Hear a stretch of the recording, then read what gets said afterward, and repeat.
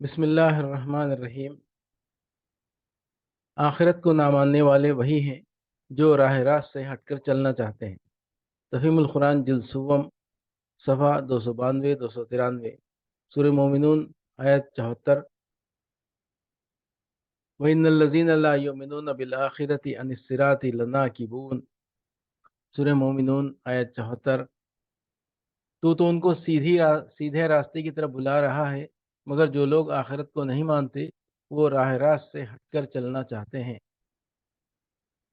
یعنی آخرت کے انکار نے ان کو غیر ذمہ دار اور احساس ذمہ داری کے فقدان نے ان کو بے فکر بنا کر رکھ دیا ہے، جب وہ سرے سے یہی نہیں سمجھتے کہ ان کی اس زندگی کا کوئی معال اور نتیجہ بھی ہے اور کسی کے سامنے اپنے اس پورے کارنامہ حیات کا حساب بھی دینا ہے، تو پھر انہیں اس کی کیا فکر ہو سکتی ہے کہ حق کیا ہے اور باطل کیا۔ جانوروں کی طرح ان کی بھی غایت مقصود بس یہ ہے کہ ضروریات نفس و جسم خوب اچھی طرح پوری ہوتی رہیں۔ یہ مقصود حاصل ہو تو پھر حق و باطل کی بحث ان کے لیے محض لایانی ہے، اور اس مقصد کے حصول میں کوئی خرابی رونما ہو جائے تو زیادہ سے زیادہ وہ جو کچھ سوچیں گے وہ صرف یہ کہ اس خرابی کا سبب کیا ہے اور اسے کس طرح دور کیا جا سکتا ہے۔ راہ راست اس ذہنیت کے لوگ نہ چاہ سکتے ہیں نہ پا سکتے ہیں۔ آخرت کو نہ ماننے والے ہمیشہ انبیاء کو جھٹلاتے رہے ہیں۔ تفہیم القرآن جلد سوم، صفحہ 277 تا 282، سورہ مومنون آیات 31 تا 44۔ ثم انشانا من بعدهم قرنا آخرین فارسلنا فیہم رسولا منہم ان اعبدوا اللہ ما لکم من الہ غیرہ افلا تتقون۔ وقال الملأ من قومه الذين كفروا وكذبوا بلقاء الآخرة وأترفناهم في الحياة الدنيا ما هذا إلا بشر مثلكم يأكل مما تأكلون منه ويشرب مما تشربون ولئن أطعتم بشرا مثلكم إنكم إذا لخاسرون أيعدكم أنكم إذا متم وكنتم ترابا وعظاما أنكم مخرجون هيهات هيهات لما توعدون إن هي إلا حياتنا الدنيا نموت ونحيا وما نحن بمبعوثين إن هو إلا رجل افترى على الله كذبا وما نحن له بمؤمنين قال رب انصرني بما كذبون قال أما خليل ليصبحن نادمين فأخذتهم الصيحة بالحق فجعلناهم غثاء فبعدا للقوم الظالمين ثم أنشأنا من بعدهم قرونا آخرين ما تسبق من أمة أجلها وما يستأخرون ثم أرسلنا رسلنا تترى كلما جاء أمة رسولها كذبوه وأتبعنا بعضهم بعضا وجعلناهم أحاديث فبعدا لقوم لا يؤمنون۔ سورہ مومنون آیات 31 تا 44۔ ان کے بعد ہم نے ایک دوسرے دور کی قوم اٹھائی، پھر ان میں خود انہی کی قوم کا ایک رسول بھیجا جس نے انہیں دعوت دی کہ اللہ کی بندگی کرو، تمہارے لیے اس کے سوا کوئی معبود نہیں ہے، کیا تم ڈرتے نہیں ہو؟ اس کی قوم کے جن سرداروں نے ماننے سے انکار کیا اور آخرت کی پیشی کو جھٹلایا، جن کو ہم نے دنیا کی زندگی میں آسودہ کر رکھا تھا، وہ کہنے لگے یہ شخص کچھ نہیں ہے مگر ایک بشر تم ہی جیسا، جو کچھ تم کھاتے ہو وہی یہ کھاتا ہے اور جو کچھ تم پیتے ہو وہی یہ پیتا ہے۔ اب اگر تم اپنے ہی جیسے ایک بشر کی اطاعت قبول کر لی تو گھاٹے ہی میں رہے۔ یہ تمہیں اطلاع دیتا ہے کہ جب تم مر کر مٹی ہو جاؤ گے اور ہڈیوں کا پنجر بن کر رہ جاؤ گے، اس وقت تم خبروں سے نکالے جاؤ گے۔ بعید، بالکل بعید ہے یہ وعدہ جو تم سے کیا جا رہا ہے۔ زندگی کچھ نہیں ہے مگر بس یہی دنیا کی زندگی، یہی ہم کو مرنا اور جینا ہے، اور ہم ہرگز اٹھائے جانے والے نہیں ہیں۔ یہ شخص خدا کے نام پر محض جھوٹ گھڑ رہا ہے اور ہم کبھی اس کی ماننے والے نہیں ہیں۔ رسول نے کہا پروردگار، ان لوگوں نے جو میری تکذیب کی ہے اس پر تو ہی میری نصرت فرما۔ جواب میں ارشاد ہوا، قریب ہے وہ وقت جب یہ اپنے کیے پر پچھتائیں گے، آخر کار ٹھیک حق کے مطابق ایک ہنگامہ عظیم نے ان کو آ لیا، اور ہم نے ان کو کچرا بنا کر پھینک دیا، دور ہو ظالم قوم۔ اس کے بعد ان کے بعد ہم نے ایک دوسرے دور کی قوم اٹھائی۔ بعض لوگوں نے اس سے مراد قوم سمود لی ہے، کیونکہ آگے چل کر ذکر آ رہا ہے کہ یہ قوم صیحہ کے عذاب سے تباہ کی گئی، اور دوسرے مقامات پر قرآن میں بتایا گیا ہے کہ سمود وہ قوم ہے جن پر یہ عذاب آیا۔ سورہ ہود 67، الحجر 83، القمر 31۔ بعض دوسرے لوگ کہتے ہیں کہ یہ ذکر دراصل قومیات کا ہے، کیونکہ قرآن کی روح سے قوم نوح کے بعد یہی قوم اٹھائی گئی تھی۔ وَاذْكُرُوا إِذْ جَعَلَكُمْ خُلَفَاءَ مِن بَعْدِ قَوْمِ نوح، سورہ اعراف آیت 69۔ صحیح بات یہی دوسری معلوم ہوتی ہے، کیونکہ قوم نوح کے بعد کا اشارہ اسی طرف رہنمائی کرتا ہے۔ رہا صیحہ، چیخ، آوازہ، شور، ہنگامہ عظیم، تو محض اس کی مناسبت اس قوم کو سمود قرار دینے کے لیے کافی نہیں، اس لیے کہ یہ لفظ جس طرح اس آواز تند کے لیے استعمال ہوتا ہے جو ہلاکت عام کی موجب ہو، اسی طرح اس شور و ہنگامے کے لیے بھی استعمال ہوتا ہے جو ہلاکت عام کے وقت برپا ہوا کرتا ہے، خواہ سبب ہلاکت کچھ بھی ہو، جن کو ہم نے دنیا کی زندگی میں آسودہ کر رکھا تھا۔ یہ خصوصیات لائق غور ہیں۔ پیغمبر کی مخالفت کے لیے اٹھنے والے اصل لوگ وہ تھے جنہیں قوم کی سرداری حاصل تھی۔ ان سب کی مشترک گمراہی یہ تھی کہ وہ آخرت کے منکر تھے، اس لیے خدا کے سامنے کسی ذمہ داری و جواب دہی کا انہیں اندیشہ نہ تھا، اور اسی لیے وہ دنیا کی زندگی پر فریفتہ تھے، اور مادی فلاح و بہبود سے بلند تر کسی قدر کے قائل نہ تھے۔ پھر اس گمراہی میں جس چیز نے ان کو بالکل ہی غرق کر دیا وہ خوشحالی و آسودگی تھی جسے وہ اپنے برحق ہونے کی دلیل سمجھتے تھے، اور یہ ماننے کے لیے تیار نہ تھے کہ وہ عقیدہ، وہ نظام اخلاق اور وہ طرز زندگی غلط بھی ہو سکتا ہے جس پر چل کر انہیں دنیا میں یہ کچھ کامیابیاں نصیب ہو رہی ہیں۔ انسانی تاریخ بار بار اس حقیقت کو دہراتی رہی ہے کہ دعوت حق کی مخالفت کرنے والے ہمیشہ انہی تین خصوصیات کے حامل لوگ ہوئے ہیں، اور یہی اس وقت کا منظر بھی تھا جب نبی صلی اللہ علیہ وسلم مکے میں اصلاح کی صحیح فرما رہے تھے۔ اب اگر تم نے اپنے ہی جیسے ایک بشر کی اطاعت قبول کر لی تو تم گھاٹے ہی میں رہے۔ بعض لوگوں نے غلط سمجھا ہے کہ یہ باتیں وہ لوگ آپس میں ایک دوسرے سے کرتے تھے، نہیں، یہ خطاب دراصل عوام الناس سے تھا۔ سرداران قوم کو جب خطرہ ہوا کہ عوام پیغمبر کی پاکیزہ شخصیت اور دل لگتی باتوں سے متاثر ہو جائیں گے، اور ان کے متاثر ہو جانے کے بعد ہماری سرداری پھر کس پر چلے گی، تو انہوں نے یہ تقریریں کر کر کے عام لوگوں کو بہکانا شروع کیا۔ یہ اسی معاملے کا ایک دوسرا پہلو ہے جو اوپر سرداران قوم نوح کے ذکر میں بیان ہوا تھا۔ وہ کہتے تھے کہ خدا کی طرف سے پیغمبری کچھ نہیں ہے، محض اقتدار کی بھوک ہے جو اس شخص سے یہ باتیں کرا رہی ہے۔ یہ فرماتے ہیں کہ بھائیو ذرا غور تو کرو کہ آخر یہ شخص تم سے کس چیز میں مختلف ہے؟ ویسا ہی گوشت پوست کا آدمی ہے جیسے تم ہو، کوئی فرق اس میں اور تم میں نہیں ہے، پھر کیوں یہ بڑا بنے اور تم اس کے فرمان کی اطاعت کرو؟ ان تقریروں میں یہ بات گویا بلا نزاع تسلیم شدہ تھی کہ ہم جو تمہارے سردار ہیں تو ہمیں تو ہونا ہی چاہیے، ہمارے گوشت پوست اور کھانے پینے کی نوعیت کی طرف دیکھنے کا سوال پیدا نہیں ہوتا۔ زیر بحث ہماری سرداری نہیں ہے، کیونکہ وہ تو آپ سے آپ قائم اور مسلم ہے، البتہ زیر بحث یہ نئی سرداری ہے جو اب قائم ہوتی نظر آ رہی ہے۔ اس طرح ان لوگوں کی بات سرداران قوم نوح کی بات سے کچھ زیادہ مختلف نہ تھی، جن کو جن کے نزدیک قابل الزام اگر کوئی چیز تھی تو وہ اقتدار کی بھوک تھی جو کسی نئے آنے والے کے اندر محسوس ہو یا جس کے ہونے کا شبہ کیا جا سکے۔ رہا ان کا پیٹ تو وہ سمجھتے تھے کہ اقتدار بہرحال ان کی فطری خوراک ہے، جس سے اگر وہ بدہضمی کی حد تک بھی بھر جائے تو قابل اعتراض نہیں۔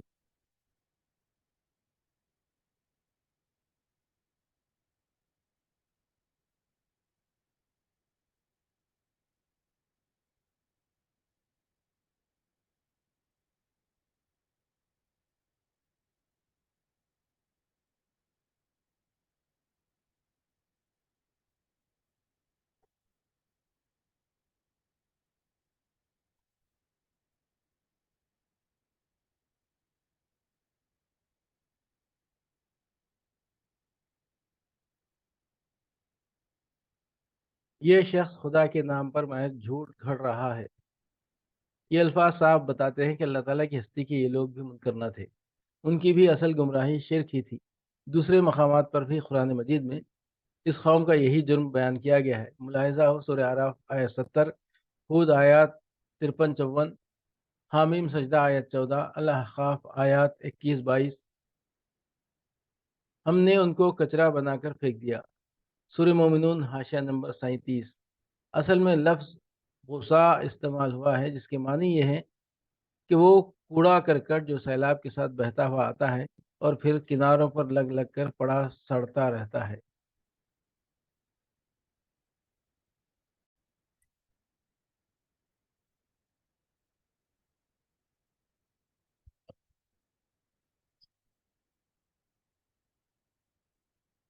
بسم اللہ الرحمن الرحیم۔ آخرت کے آنے کا وقت کسی کو معلوم نہیں۔ تفہیم القرآن جلد سوم، صفحات 595 599۔ سورہ نمل آیت 65، قل لا یعلم من فی السماوات والارض الغیب الا اللہ وما یشعرون ایان یبعثون۔ ان سے کہو اللہ کے سوا آسمانوں اور زمین میں کوئی غیب کا علم نہیں رکھتا اور وہ نہیں جانتے کہ کب وہ اٹھائے جائیں گے۔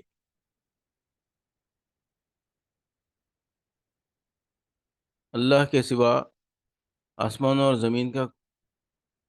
زمین میں کوئی غیب کا علم نہیں رکھتا۔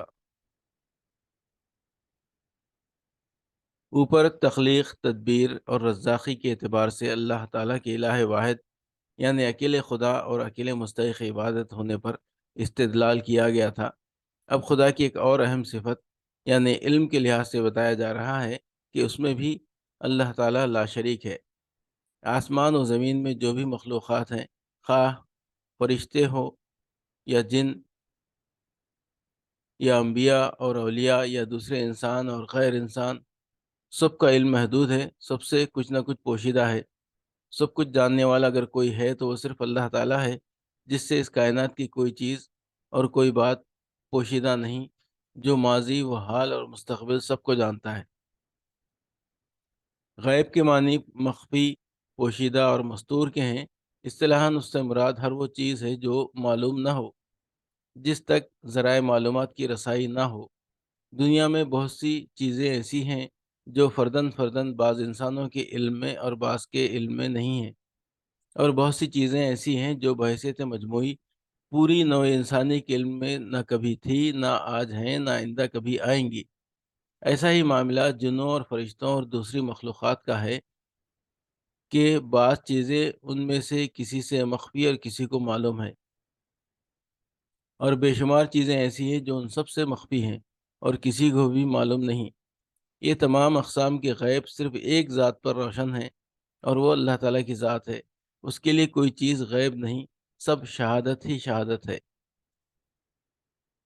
اس حقیقت کو بیان کرنے میں سوال کا وہ طریقہ اختیار نہیں کیا گیا جو اوپر تخلیق و تدبیر کائنات اور رزاقی کے بیان میں اختیار کیا گیا ہے۔ اس کی وجہ یہ ہے کہ ان صفات کے آثار تو بالکل نمایاں ہیں جنہیں ہر شخص دیکھ رہا ہے، اور ان کے بارے میں کفار و مشرکین تک یہ مانتے تھے اور مانتے ہیں کہ یہ سارے کام اللہ تعالیٰ ہی کے ہیں۔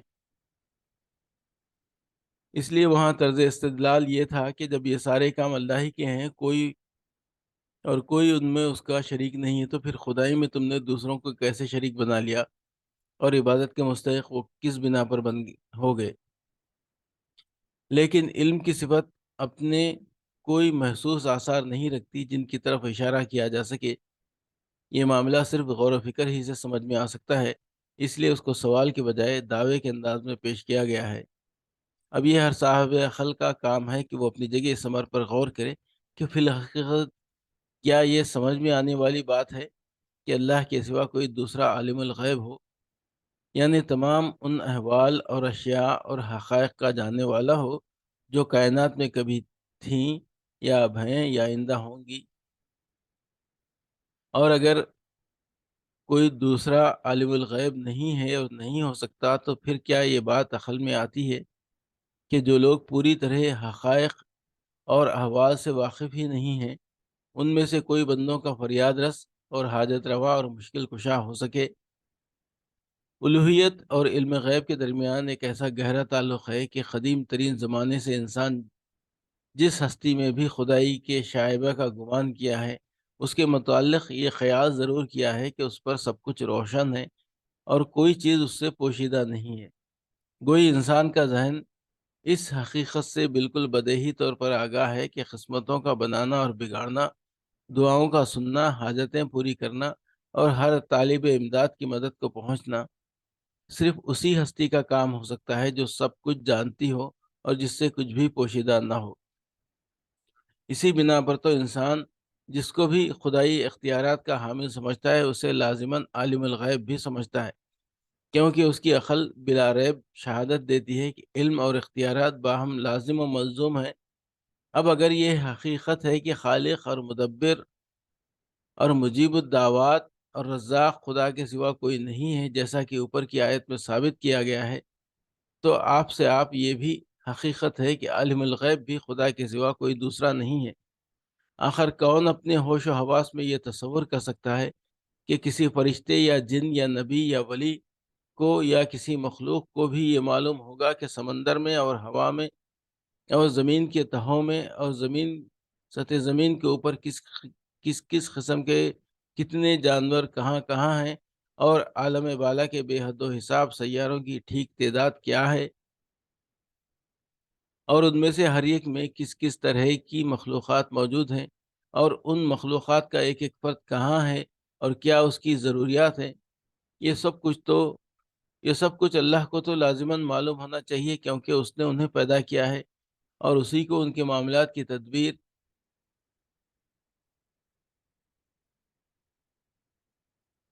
اور ان کے حالات کی نگہبانی کرنی ہے، اور وہی ان کے رزق کا انتظام کرنے والا ہے۔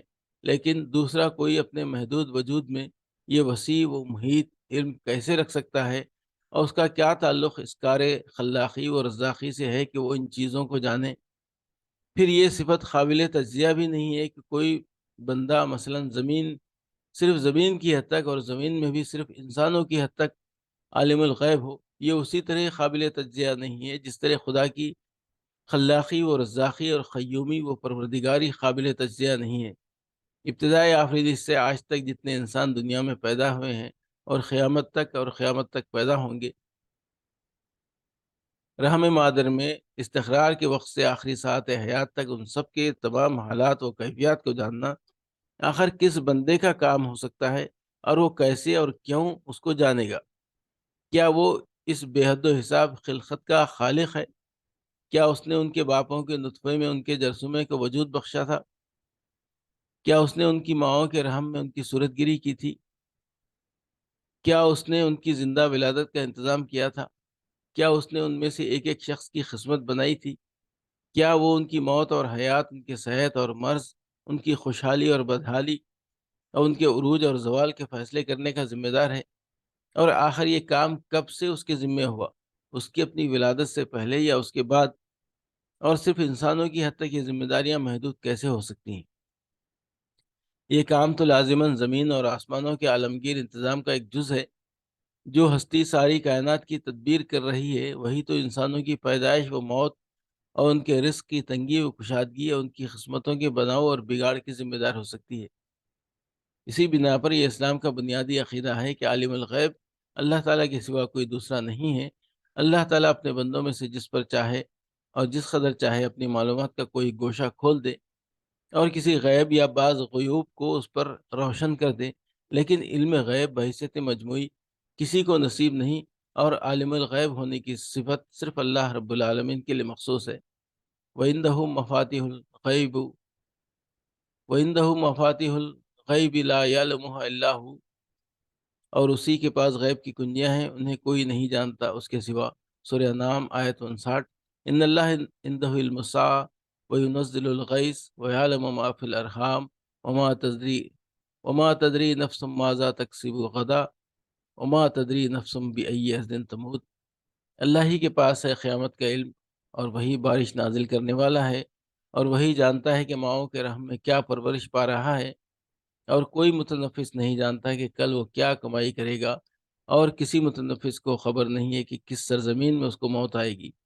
سورہ لقمان آیت 34۔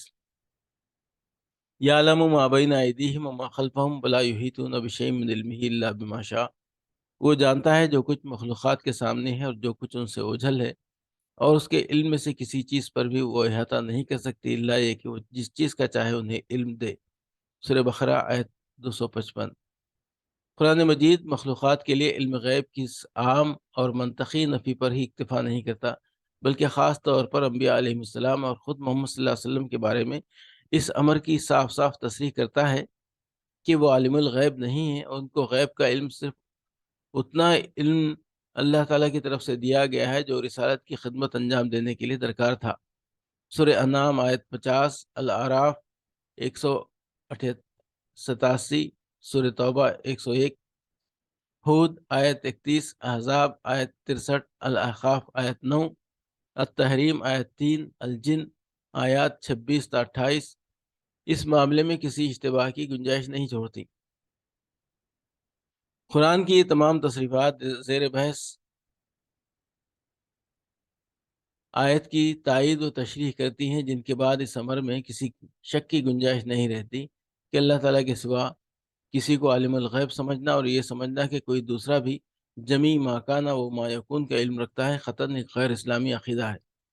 شیخین ترمذی، نسائی، امام احمد، ابن جریر اور ابن ابی حاتم نے صحیح سندوں کے ساتھ حضرت عائشہ کا ایک قول نقل کیا ہے کہ من زعم انہ ای النبی صلی اللہ علیہ وسلم یعلم ما یکون فی غدن اعظم علی اللہ فریا واللہ یقول قل لا یعلم من فی السماوات والارض ارض الغیب الا اللہ، یعنی جس نے یہ دعویٰ کیا کہ نبی صلی اللہ علیہ وسلم جانتے ہیں کہ کل کیا ہونے والا ہے، اس نے اللہ پر سخت الزام لگایا، کیونکہ اللہ تو فرماتا ہے نبی تم کہہ دو کہ غیب کا علم اللہ کے سوا آسمانوں اور زمین کے رہنے والوں میں سے کسی کو بھی نہیں ہے۔ ابن المنذر حضرت عبداللہ بن عباس کے مشہور شاگرد اکرمہ سے روایت کرتے ہیں کہ ایک شخص نے نبی صلی اللہ علیہ وسلم سے پوچھا، اے محمد صلی اللہ علیہ وسلم، قیامت کب آئے گی اور ہمارے علاقے میں قحط برپا ہے، بارش کب ہوگی اور میری بیوی حاملہ ہے، وہ لڑکا جنے گی یا لڑکی، اور یہ تو مجھے معلوم ہے کہ میں نے آج کیا کمایا ہے، کل کیا کماؤں گا، اور یہ تو مجھے معلوم ہے کہ میں کہاں پیدا ہوا ہوں اور رہوں گا کہاں۔ ان سوالات کے جواب میں سورہ لقمان کی وہ آیت حضور صلی اللہ علیہ وسلم نے سنائی جو اوپر ہم نے نقل کی ہے، ان اللہ عندہ علم الساعہ۔ پھر بخاری و مسلم اور دوسری کتب حدیث کی وہ مشہور روایت بھی اسی کی تائید کرتی ہے، جس میں ذکر ہے کہ صحابہ کے مجمع میں حضرت جبرائیل علیہ السلام نے انسانی شکل میں آ کر حضور سے جو سوالات کیے تھے، ان میں ایک یہ بھی تھا کہ قیامت کب آئے گی۔ حضور صلی اللہ علیہ وسلم نے جواب دیا، مسئول عنہا بعالم من السائل، جس سے پوچھا جا رہا ہے وہ خود پوچھنے والے سے زیادہ اس بارے میں کوئی علم نہیں رکھتا۔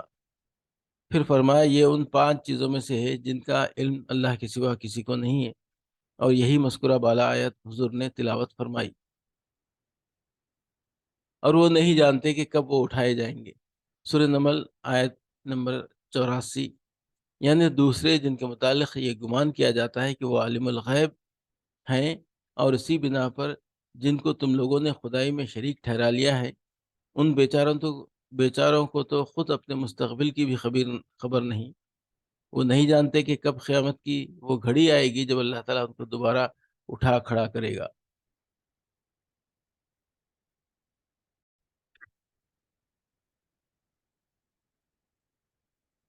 بسم اللہ الرحمن الرحیم۔ آخرت کی جزا و سزا کا قاعدہ۔ فہرست موضوعات تفہیم القرآن جلد سوم، عنوان آخرت، صفحہ 665۔ سورہ قصص آیات 83 84۔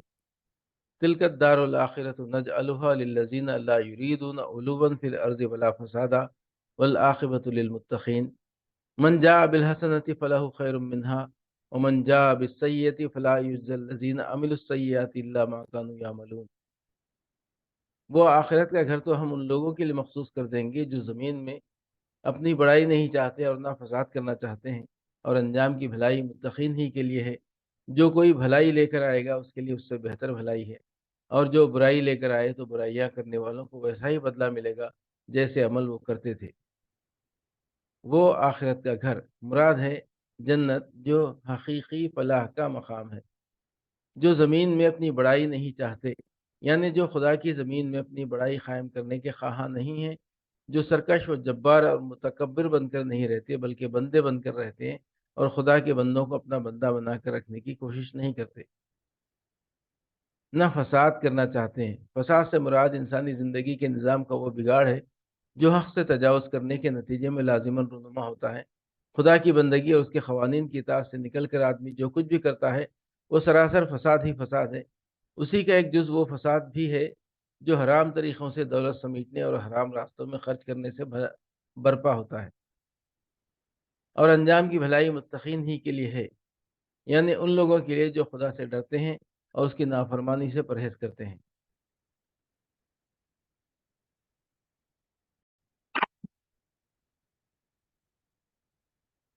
بسم اللہ الرحمن الرحیم۔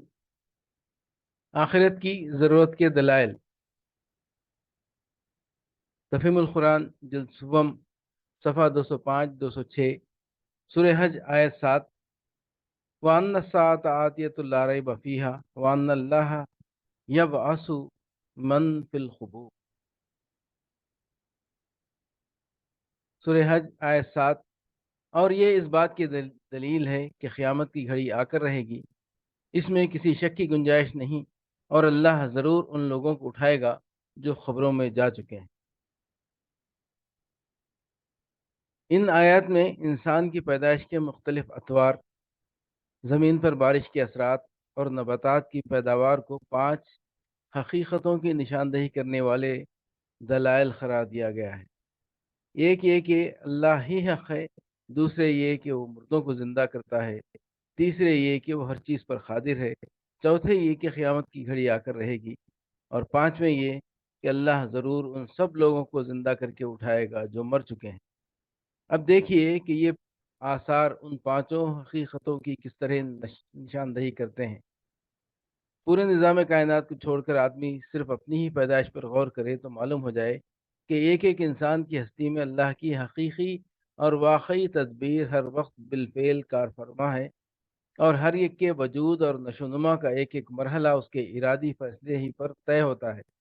کہنے والے کہتے ہیں کہ یہ سب کچھ ایک لگے بندھے قانون پر ہو رہا ہے، جس کو ایک اندھی بہری بے علم و بے ارادہ فطرت چلا رہی ہے، لیکن وہ آنکھیں کھول کر دیکھیں تو انہیں نظر آئے کہ ایک ایک فرد انسانی جس طرح وجود میں آتا ہے اور پھر جس طرح وہ وجود کے مختلف مراحل سے گزرتا ہے، اس میں ایک حکیم و قادر مطلق ہستی کا ارادی فیصلہ کی شان سے کام کر رہا ہے۔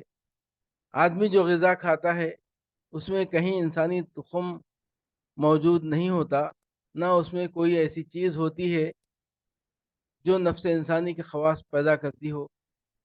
یہ غذا جسم میں جا کر کہیں بال، کہیں گوشت اور کہیں ہڈی بنتی ہے، اور ایک خاص مقام پر پہنچ کر یہی اس نطفے میں تبدیل ہو جاتی ہے جس کے اندر انسان بننے کی استعداد رکھنے والے تخم موجود ہوتے ہیں۔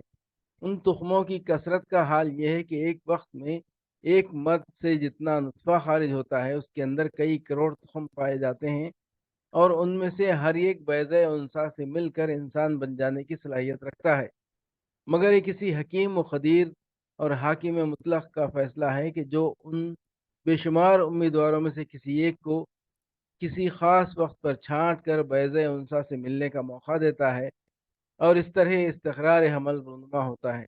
پھر استقرار کے وقت مرد کے تخم اور عورت کے بیضی خلیے ایک سیل کے ملنے سے جو چیز ابتداً بنتی ہے وہ اتنی چھوٹی ہوتی ہے کہ خوردبین کے بغیر نہیں دیکھی جا سکتی۔ یہ حقیر سی چیز 9 مہینے اور چند روز میں رحم کے اندر پرورش پا کر جن بے شمار مرحلوں سے گزرتی ہوئی ایک جیتے جاگتے انسان کی شکل اختیار کرتی ہے، ان میں سے ہر مرحلے پر غور کرو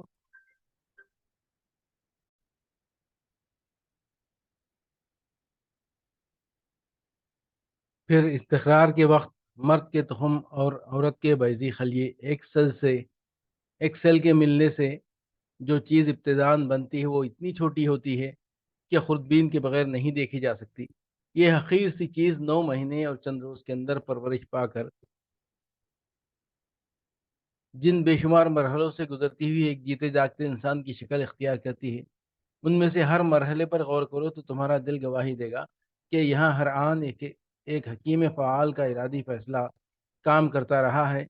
وہی فیصلہ کرتا ہے کہ کسے تکمیل کو پہنچانا ہے اور کسے خون کے لوتھڑے یا گوشت کی بوٹی یا ناتمام بچے کی شکل میں ساخت کر دینا ہے۔ وہی فیصلہ کرتا ہے کہ کس کو زندہ نکالنا ہے اور کس کو مردہ، کس کو معمولی انسان کی صورت و حیت میں نکالنا ہے اور کسے انگنت غیر معمولی صورتوں میں سے کوئی صورت دے دینی ہے۔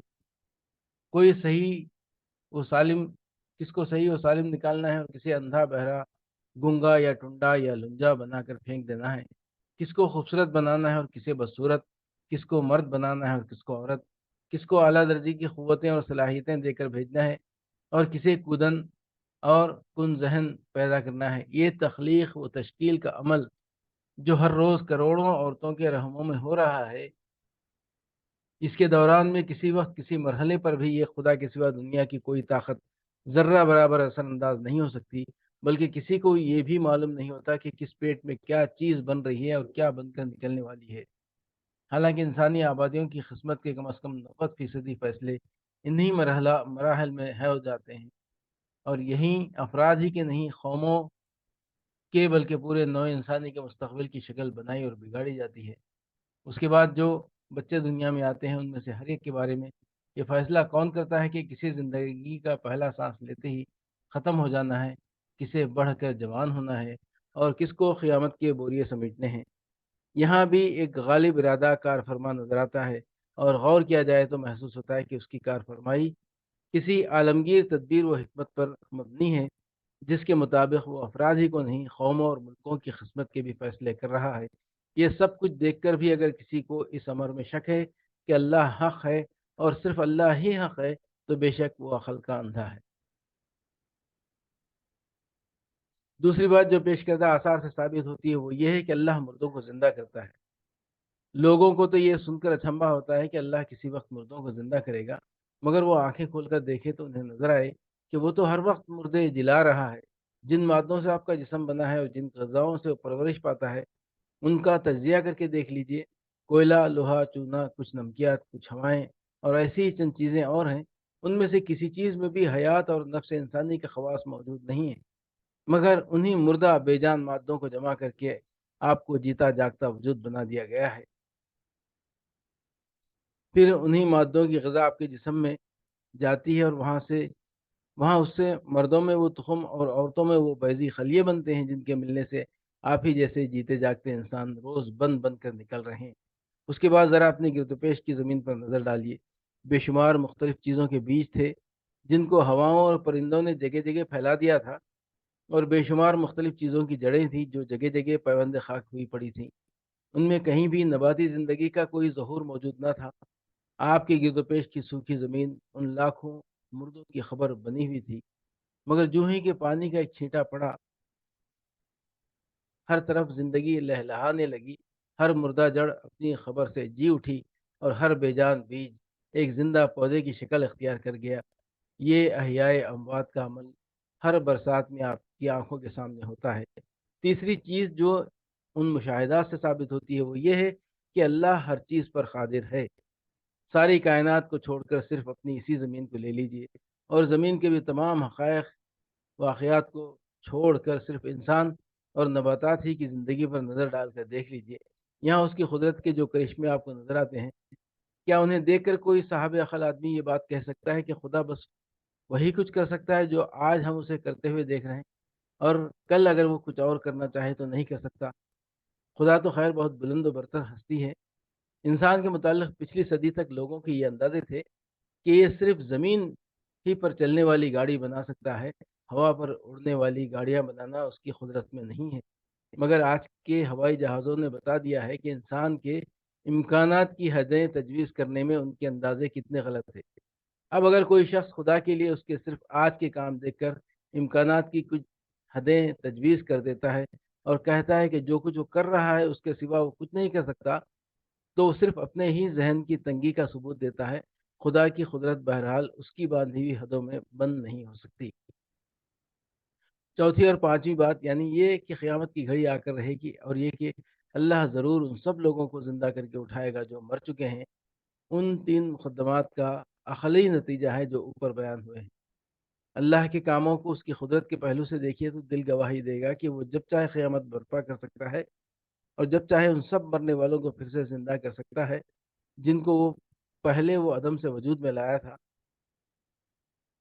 اور اگر اس کے کاموں کو اس کی حکمت کے پہلو سے دیکھیے تو عقل شہادت دے گی کہ دونوں کام بھی وہ ضرور کر کے رہے گا، کیونکہ ان کے بغیر حکمت کے تقاضے پورے نہیں ہوتے، اور ایک حکیم سے یہ بعید ہے کہ وہ ان تقاضوں کو پورا نہ کرے۔ جو محدود سے حکمت و دانائی انسان کو حاصل ہے، اس کا یہ نتیجہ ہم دیکھتے ہیں کہ آدمی اپنا مال یا جائیداد یا کاروبار جس کے سپرد بھی کرتا ہے، اس سے کسی نہ کسی وقت حساب ضرور لیتا ہے۔ گویا امانت اور محاسبے کے درمیان ایک لازمی عقلی رابطہ ہے جس کو انسان کی محدود حکمت بھی کسی حال میں نظر انداز نہیں کرتی۔ پھر اسی حکمت کی بنا پر آدمی ارادی اور غیر ارادی افعال کے درمیان فرق کرتا ہے، ارادی افعال کے ساتھ اخلاقی ذمہ داری کا تصور وابستہ کرتا ہے، افعال میں نیک اور بد کی تمیز کرتا ہے، اچھے افعال کا نتیجہ تحسین اور انعام کی شکل میں دیکھنا چاہتا ہے، اور برے افعال پر سزا کا تقاضا کرتا ہے، حتیٰ کہ خود ایک نظام عدالت اس غرض کے لیے وجود میں لاتا ہے۔ یہ حکمت جس خالق نے انسان میں پیدا کی ہے، کیا باور کیا جا سکتا ہے کہ وہ خود اس حکمت سے عاری ہوگا؟ کیا مانا جا سکتا ہے کہ اپنی اتنی بڑی دنیا، اتنے سر و سامان اور اس قدر اختیارات کے ساتھ انسان کے سپرد کر کے وہ بھول گیا ہے؟ اس کا حساب وہ کبھی نہ لے گا۔ کیا کسی صحیح دماغ آدمی کی عقل یہ گواہی دے سکتی ہے کہ انسان کے جو برے اعمال سزا سے بچ نکلے ہیں، یا جن برائیوں کی متناسب سزا اسے نہیں مل سکی ہے، ان کی باز پرس کے لیے کبھی عدالت قائم نہ ہوگی، اور جو بھلائیاں اپنے منصفانہ انعام سے محروم رہ گئی ہیں وہ ہمیشہ محروم ہی رہیں گی؟ اگر ایسا نہیں ہے تو قیامت اور زندگی بعد موت خدا حکیم کی حکمت کا ایک لازمی تقاضا ہے جس کا پورا ہونا نہیں بلکہ نہ ہونا سراسر بعید از عقل ہے۔ فہرست موضوعات تفہیم القرآن جلد سوم صفحہ 598 600۔ سورہ نمل آیات 66 تا 69۔ بل ادارک علمهم فی الآخرہ بل هم فی شک منها بل هم منها عمون وقال الذین کفروا اذا كنا ترابا وآباؤنا أئنا لمخرجون لقد وعدنا هذا نحن وآباؤنا من قبل إن هذا إلا أساطير الأولين قل سیروا فی الارض فانظروا کیف کان عاقبۃ المجرمین۔ سورہ نمل آیات 66 تا 69۔ بلکہ آخرت کا تو علم ہی ان لوگوں سے گم ہو گیا ہے، بلکہ یہ اس کی طرف سے شک میں ہیں، بلکہ یہ اس سے اندھے ہیں۔ یہ منکرین کہتے ہیں کیا جب ہم اور ہمارے باپ دادا مٹی ہو چکے ہوں گے تو ہمیں واقعی خبروں سے نکالا جائے گا؟ یہ خبریں ہم کو بھی بہت دی گئی ہیں، اور پہلے ہمارے آبا و اجداد کو بھی دی جاتی رہی ہیں، مگر یہ بس افسانے ہی افسانے ہیں جو اگلے وقتوں سے سنتے چلے آ رہے ہیں۔ کہو ذرا زمین میں چل پھر کر دیکھو کہ مجرموں کا کیا انجام ہو چکا ہے۔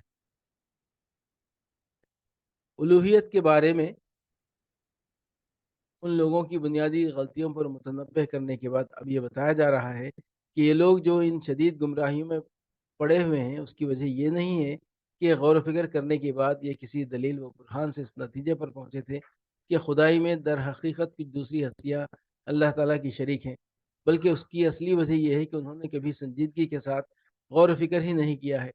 چونکہ یہ لوگ آخرت سے بے خبر ہیں، یا اس کی طرف سے شک میں ہیں، یا اس سے اندھے بنے ہوئے ہیں، اس لیے فکر عقبہ سے بے نیازی نے ان کے اندر سراسر ایک غیر ذمہ دارانہ رویہ پیدا کر دیا ہے۔ یہ کائنات اور خود اپنی زندگی کے حقیقی مسائل کے بارے میں سرے سے کوئی سنجیدگی رکھتے ہی نہیں۔ ان کو اس کی پرواہ ہی نہیں ہے کہ حقیقت کیا ہے، اور ان کا فلسفہ حیات اس حقیقت سے مطابقت رکھتا ہے یا نہیں، کیونکہ ان کے نزدیک آخرکار مشرک اور دہریے اور موحد اور مشکک سب کو مر کر مٹی ہو جانا ہے، اور کسی چیز کا بھی کوئی نتیجہ نکلنا نہیں ہے۔ آخرت کا یہ مضمون اس سے پہلے کی آیت کے اس فقرے سے نکلا ہے کہ وہ نہیں جانتے کہ کب وہ اٹھائے جائیں گے۔ اس فقرے میں تو یہ بتایا گیا تھا کہ جن کو معبود بنایا جاتا ہے، اور ان میں فرشتے، جن، انبیاء اور اولیاء سب شامل تھے، ان میں سے کوئی بھی آخرت کے وقت سے واقف نہیں ہے کہ وہ کب آئے گی۔ اس کے بعد اب عام مشرکین و کفار کے بارے میں 3 باتیں ارشاد ہوئیں۔ اول یہ کہ دوسرے وہ سرے سے یہی نہیں جانتے کہ آخرت کبھی ہوگی بھی یا نہیں۔ دوسرے یہ کہ ان کی یہ بے خبری اس بنا پر نہیں ہے کہ انہیں اس کی اطلاع ہی کبھی نہ دی گئی ہو، بلکہ اس بنا پر ہے کہ جو خبر انہیں دی گئی اس پر انہوں نے یقین نہیں کیا، بلکہ اس کی صحت میں شک کرنے لگے۔ تیسرے یہ کہ انہوں نے کبھی غور و خوض کر کے ان دلائل کو جانچنے کی زحمت ہی نہیں اٹھائی جو آخرت کے وقوع کے بارے میں پیش کیے گئے، بلکہ اس کی طرف سے اندھے بن کر رہنے ہی کو انہوں نے ترجیح دی۔ دیکھو کہ مجرموں کا کیا انجام ہو چکا ہے۔ اس مختصر سے فقرے میں آخرت کی دو زبردست دلیلیں بھی ہیں اور نصیحت بھی۔ پہلی دلیل یہ ہے کہ دنیا کی جن قوموں نے بھی آخرت کو نظر انداز کیا ہے وہ مجرم بنے بغیر نہیں رہ سکی ہیں، وہ غیر ذمہ دار بن کر رہیں۔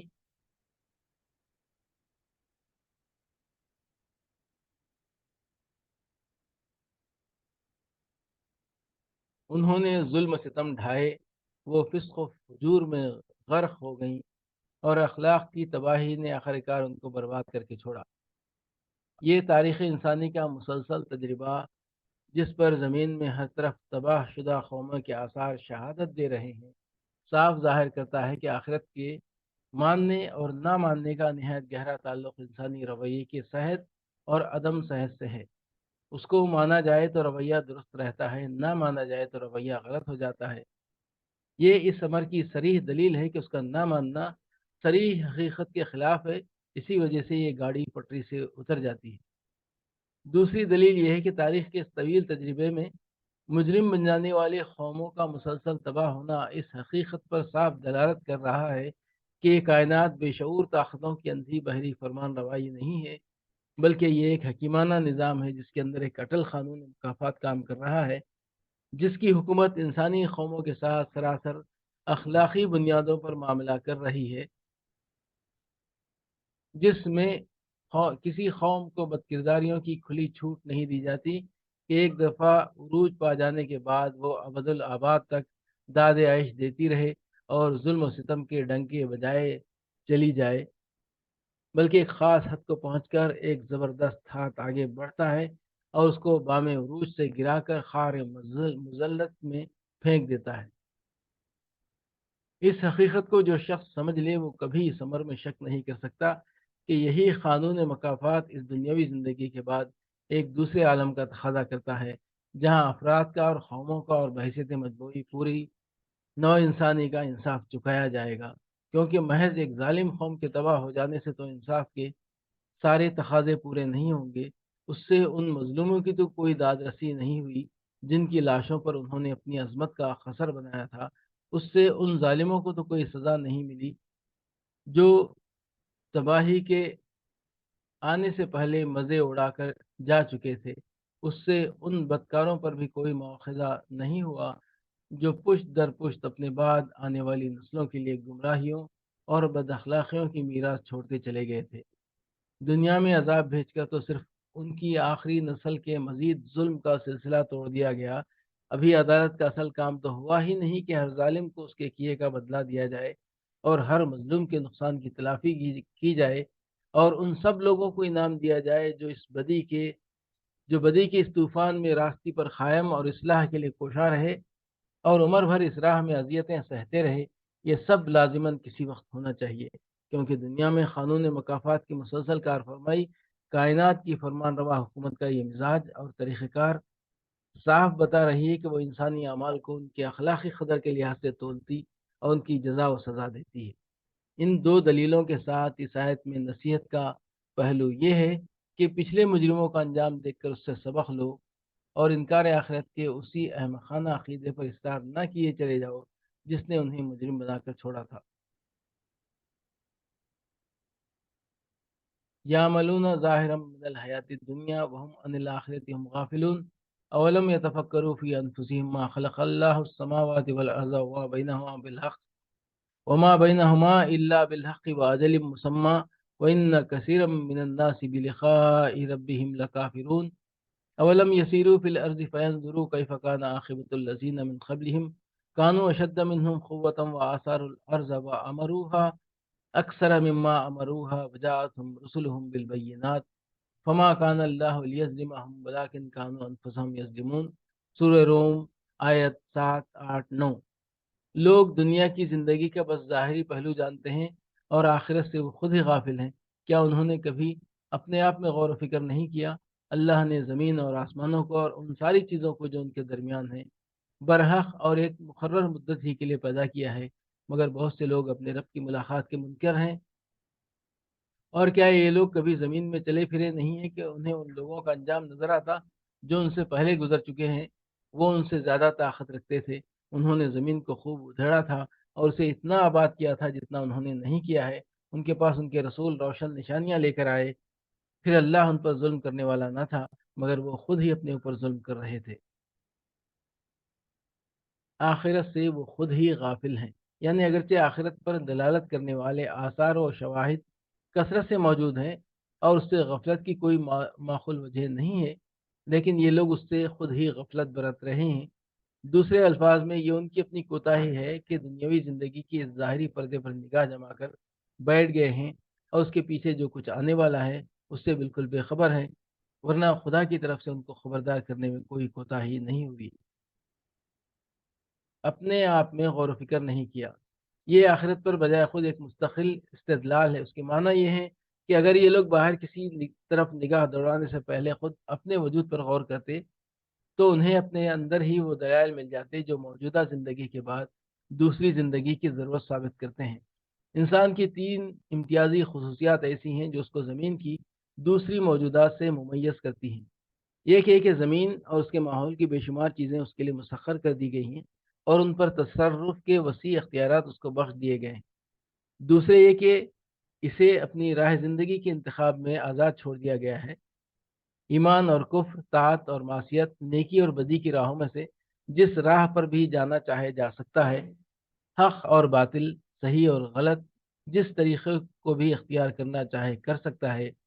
ہر راستے پر چلنے کے لیے اسے توفیق دے دی جاتی ہے اور اس پر چلنے میں وہ خدا کے فراہم کردہ ذرائع استعمال کر سکتا ہے، خواہ وہ خدا کی اطاعت کا راستہ ہو یا اس کی نافرمانی کا راستہ۔ تیسرے یہ کہ اس میں پیدائشی طور پر اخلاق کی حص رکھ دی گئی ہے، جس کی بنا پر وہ اختیاری اعمال اور غیر اختیاری اعمال میں فرق کرتا ہے۔ اختیاری اعمال پر نیکی اور بدی کا حکم لگاتا ہے اور بداہتاً یہ رائے قائم کرتا ہے کہ اچھا عمل جزا کا اور برا عمل سزا کا مستحق ہونا چاہیے۔ یہ تینوں خصوصیتیں جو انسان کے اپنے وجود میں پائی جاتی ہیں اس بات کی نشاندہی کرتی ہیں کہ کوئی وقت ایسا ہونا چاہیے جب انسان سے محاسبہ کیا جائے، جب اس سے پوچھا جائے کہ جو کچھ دنیا میں اس کو دیا گیا تھا اس پر تصرف کے اختیارات کو اس نے کس طرح استعمال کیا، جب یہ دیکھا جائے کہ اس نے اپنی آزادی انتخاب کو استعمال کر کے صحیح راستہ اختیار کیا یا غلط، جب اس کے اختیاری اعمال کی جانچ کی جائے اور نیک عمل پر جزا اور برے عمل پر سزا دی جائے۔ یہ وقت لامحالہ انسان کا کارنامہ زندگی اور اس کا دفتر عمل بند ہونے کے بعد ہی آ سکتا ہے، نہ کہ اس سے پہلے۔ اور یہ وقت لازماً اسی وقت آنا چاہیے جبکہ ایک فرد یا ایک قوم کا نہیں بلکہ تمام انسانوں کا دفتر عمل بند ہو، کیونکہ ایک فرد یا ایک قوم کے مر جانے پر ان اثرات کا سلسلہ ختم نہیں ہو جاتا جو اس نے اپنے اعمال کی بدولت دنیا میں چھوڑے ہیں۔ اس کے چھوڑے ہوئے اچھے برے اثرات بھی تو اس کے حساب میں شمار ہونے چاہیے۔ یہ اثرات جب تک مکمل طور پر ظاہر نہ ہو لیں، انصاف کے مطابق پورا محاسبہ کرنا اور پوری جزا یا سزا دینا کیسے ممکن ہے؟ اس طرح انسان کا اپنا وجود اس بات کی شہادت دیتا ہے اور زمین میں انسان کو جو حیثیت حاصل ہے وہ آپ سے آپ اس امر کا تقاضا کرتی ہے کہ دنیا کی موجودہ زندگی کے بعد ایک دوسری زندگی ایسی ہو جس میں عدالت قائم ہو، انصاف کے ساتھ انسان کے کارنامہ زندگی کا محاسبہ کیا جائے اور ہر شخص کو اس کے کام کے لحاظ سے جزا دی جائے۔ مقرر مدت ہی کے لیے پیدا کیا ہے۔ اس فقرے میں آخرت کی 2 مزید دلیلیں دی گئی ہیں۔ اس میں بتایا گیا ہے کہ اگر انسان اپنے وجود سے باہر کے نظام کائنات کو بنظر غور دیکھے تو اسے 2 حقیقتیں نمایاں نظر آئیں گی۔ ایک یہ کہ یہ کائنات برحق بنائی گئی ہے، یہ کسی بچے کا کھیل نہیں ہے کہ محض دل بہلانے کے لیے اس نے ایک بے ڈھنگا سا گھروندہ بنا لیا ہو جس کی تعمیر اور تخریب دونوں ہی بےمانی ہوں، بلکہ ایک سنجیدہ نظام ہے جس کا ایک ایک ذرہ اس بات کی گواہی دے رہا ہے کہ اسے کمال درجے حکمت کے ساتھ بنایا گیا ہے، جس کی ہر چیز میں ایک قانون کار فرما ہے، جس کی ہر شے بامقصد ہے۔ انسان کا سارا تمدن اور اس کی پوری معیشت اور اس کے تمام علوم و فنون خود اس بات پر گواہ ہیں۔ دنیا کی ہر چیز کے پیچھے کام کرنے والے قوانین کو دریافت کر کے اور ہر شے جس مقصد کے لیے بنائی گئی ہے اسے تلاش کر کے ہی انسان یہاں یہ سب کچھ تعمیر کر سکا ہے، ورنہ ایک بے ضابطہ اور بے مقصد کھلونے میں اگر ایک پتلے کی حیثیت سے اس کو رکھ دیا گیا ہوتا تو کسی سائنس اور کسی تہذیب و تمدن کا تصور تک نہ کیا جا سکتا تھا۔ اب آخر یہ بات تمہاری عقل میں کیسے سماتی ہے کہ جس حکیم نے اس حکمت اور مقصدیت کے ساتھ یہ دنیا بنائی ہے، اس کے اندر تم جیسی ایک مخلوق کو اعلیٰ درجے کی ذہنی و جسمانی طاقتیں دے کر، اختیارات دے کر، آزادی انتخاب دے کر، اخلاق کی حص دے کر، اپنی دنیا کا بے شمار سر و سامان تمہارے حوالے کیا ہے، اس نے تمہیں بے مقصد ہی پیدا کر دیا ہوگا۔ تم دنیا میں تعمیر و تخریب اور نیکی و بدی اور ظلم و عدل اور راستی و ناراستی کے سارے ہنگامے برپا کرنے کے بعد بس یوں ہی مر کر مٹی میں مل جاؤ گے اور تمہارے کسی اچھے اور برے کام کا کوئی نتیجہ نہ ہوگا۔ تم اپنے ایک ایک عمل سے اپنی اور اپنے جیسے ہزاروں انسانوں کی زندگی پر اور دنیا کی بے شمار اشیاء پر بہت سے مفید یا مضر اثرات ڈال کر چلے جاؤ گے اور تمہارے مرتے ہی یہ سارا دفتر عمل بس یوں ہی لپیٹ کر دریا برد کر دیا جائے گا۔ دوسری حقیقت جو اس کائنات کے نظام کا مطالعہ کرنے سے صاف نظر آتی ہے وہ یہ ہے کہ یہاں کسی چیز کے لیے بھی ہمیشگی نہیں ہے۔ ہر چیز کے لیے عمر مقرر ہے جسے پہنچنے کے بعد وہ ختم ہو جاتی ہے، اور یہی معاملہ بحیثیت مجموعی پوری کائنات کا بھی ہے۔ یہاں جتنی طاقتیں کام کر رہی ہیں وہ سب محدود ہیں، ایک وقت تک ہی وہ کام کر رہی ہیں اور کسی وقت پر انہیں لامحالہ خرچ ہو جانا اور اس نظام کو ختم ہو جانا ہے۔ قدیم زمانے میں تو علم کی کمی کے باعث ان فلسفیوں اور سائنسدانوں کی بات کچھ چل بھی جاتی تھی جو دنیا کو ازلی و ابدی قرار دیتے تھے، مگر موجودہ سائنس نے عالم کے حدوث کو ختم کی اس بحث میں جو ایک مدت دراز سے دہریوں اور خدا پرستوں کے درمیان چلی آ رہی تھی، قریب قریب حتمی طور پر اپنا اوٹ خدا پرستوں کے حق میں ڈال دیا ہے۔ اب دہریوں کے لیے عقل اور حکمت کا نام لے کر یہ دعویٰ کرنے کی کوئی گنجائش باقی نہیں رہی ہے کہ دنیا ہمیشہ سے ہے اور ہمیشہ رہے گی اور قیامت کبھی نہ آئے گی۔ پرانی مادہ پرستی کا سارا انحصار اس تخیل پر تھا کہ مادہ فنا نہیں ہو سکتا، صرف صورت بدلی جا سکتی ہے، مگر ہر تغیر کے بعد مادہ مادہ ہی رہتا ہے اور اس کی مقدار میں کوئی کمی و بیشی نہیں ہوتی۔ اس بنا پر یہ نتیجہ نکالا جاتا تھا کہ اس عالم مادی کی نہ کوئی ابتدا ہے نہ انتہا، لیکن اب جوہری توانائی آٹمک انرجی کے انکشافات نے اس پورے تخیل کی بساط الٹ کر رکھ دی ہے۔ اب یہ بات کھل گئی ہے کہ قوت مادے میں تبدیل ہوتی ہے اور اس کی اور مادہ پھر قوت میں تبدیل ہو جاتا ہے، حتیٰ کہ نہ صورت باقی رہتی ہے نہ حیولہ۔ اب حرکیات حرارت کے دوسرے قانون، second law of thermo dynamics, نے یہ ثابت کر دیا ہے کہ یہ عالم مادی نہ ازلی ہو سکتا ہے نہ ابدی، اس کو لازماً ایک وقت شروع اور ایک وقت ختم ہونا ہی چاہیے۔ اس لیے سائنس کی بنیاد پر اب قیامت کا انکار ممکن نہیں رہا ہے، اور ظاہر بات ہے کہ جب سائنس ہتھیار ڈال دے تو فلسفہ کن ٹانگوں پر اٹھ کر قیامت کا انکار کرے گا۔ ملاقات کے منکر ہیں، یعنی اس بات کے منکر کہ انہیں مرنے کے بعد اپنے رب کے سامنے حاضر ہونا ہے، جو ان سے پہلے ہی گزر چکے ہیں۔ سورہ روم حاشیہ نمبر 8۔ یہ آخرت کے حق میں تاریخی استدلال ہے۔ مطلب یہ ہے کہ آخرت کا انکار دنیا میں دو چار آدمیوں نے تو نہیں کیا ہے، انسانی تاریخ کے دوران کثیر تعداد انسان اس مرض میں مبتلا ہوتے رہے ہیں، بلکہ پوری پوری قومیں ایسی گزری ہیں جنہوں نے یا تو اس کا انکار کیا ہے یا اس سے غافل ہو رہی ہیں، یا حیات بعد الموت کے متعلق ایسے غلط عقیدے ایجاد کر لیے ہیں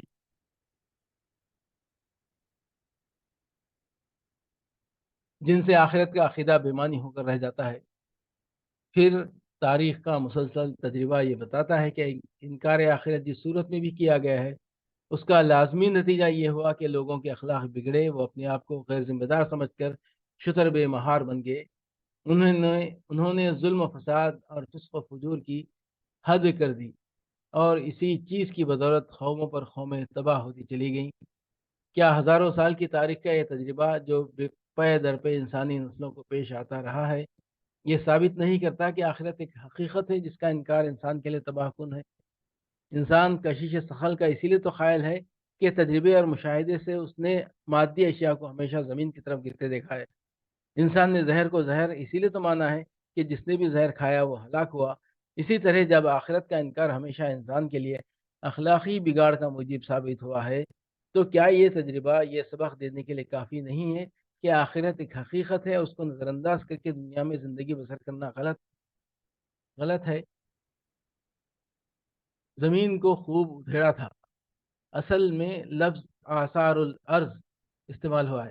اس کا اطلاق زراعت کے لیے ہل چلانے پر بھی ہو سکتا ہے اور زمین کھود کر زیر زمین پانی، نہریں، کاریزیں اور معدنیات وغیرہ نکالنے پر انہوں نے نہیں کیا ہے. اس میں ان لوگوں کے استدلال کا جواب موجود ہے جو محض مادی ترقی کو کسی قوم کے صالح ہونے کی علامت سمجھتے ہیں. وہ کہتے ہیں کہ جن لوگوں نے زمین کے ذرائع کو اتنے بڑے پیمانے پر استعمال کیا ہے، جنہوں نے دنیا میں عظیم الشان تعمیری کام کیے ہیں اور ایک شاندار تمدن کو جنم دیا ہے، بھلا یہ کیسے ممکن ہے کہ اللہ ان کو جہنم کا ایندھن بنا دے؟ قرآن اس کا جواب یہ دیتا ہے کہ یہ تعمیری کام پہلے بھی بہت سی قوموں نے بڑے پیمانے پر کیے ہیں.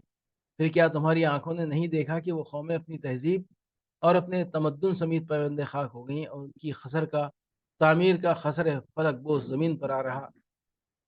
جس خدا کے قانون نے یہاں عقیدہ حق اور اخلاق صالحہ کے بغیر محض مادی تعمیر کی قدر کی ہے، آخر کیا وجہ ہے کہ اسی خدا کا قانون دوسرے جہان میں اسے واصل جہنم نہ کرے؟ نشانیاں لے کر آئے، یعنی ایسی نشانیاں لے کر آئے جو ان کے نبی صادق ہونے کا یقین دلانے کے لیے کافی تھیں. اس سیاق و سباق میں انبیاء کی آمد کے ذکر کا مطلب یہ ہے کہ ایک طرف انسان کے اپنے وجود میں اور اس سے باہر ساری کائنات کے نظام میں اور انسانی تاریخ کے مسلسل تجربے میں آخرت کی شہادتیں موجود تھیں، اور دوسری طرف پے در پے ایسے انبیاء بھی آئے جن کے ساتھ ان کی نبوت کے برحق ہونے کی کھلی کھلی علامتیں پائی جاتی ہیں، اور انہوں نے انسانوں کو خبردار کیا کہ فی الواقع آخرت آنے والی ہے. وہ خود ہی اپنے اوپر ظلم کر رہے تھے، یعنی اس کے بعد جو تباہی ان قوموں پر آئی وہ ان پر خدا کا ظلم نہ تھا بلکہ وہ ان کا اپنا ظلم تھا جو انہوں نے اپنے اوپر کیا. جو شخص یا گروہ نہ خود سوچے نہ کسی کے سمجھانے والے کے سمجھانے سے صحیح رویہ اختیار کرے، اس پر اگر تباہی آتی ہے تو وہ آپ ہی اپنے برے انجام کا ذمہ دار ہے. خدا پر اس کا الزام عائد نہیں کیا جا سکتا. خدا نے تو اپنی کتابوں اور اپنے انبیاء کے ذریعے سے انسان کو حقیقت کا علم دینے کا انتظام بھی کیا ہے، اور وہ علمی و عقلی وسائل بھی عطا کیے ہیں جن سے کام لے کر وہ ہر وقت انبیاء اور کتب آسمانی کے دیے ہوئے علم کی صحت جانچ سکتا ہے. اس رہنمائی اور ان ذرائع سے اگر خدا نے انسان کو محروم رکھا ہوتا اور اس حالت میں انسان کو غلط روی کے نتائج سے دوچار ہونا پڑتا، تب بلا شبہ خدا پر ظلم کے الزام کی گنجائش نکل سکتی تھی.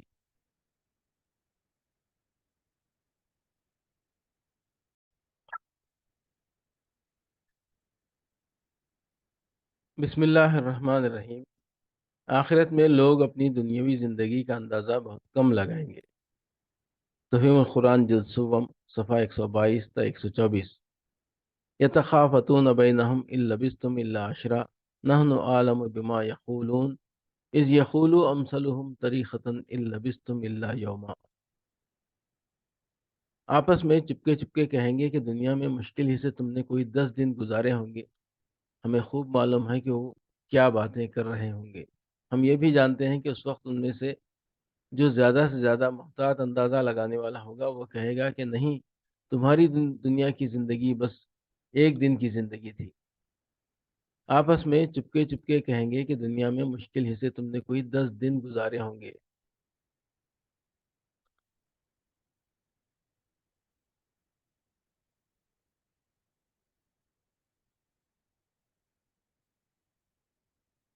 دوسرے معنی یہ بھی ہو سکتے ہیں کہ موت کے بعد سے اس وقت تک تم کو مشکل ہی سے 10 دن گزرے ہوں گے.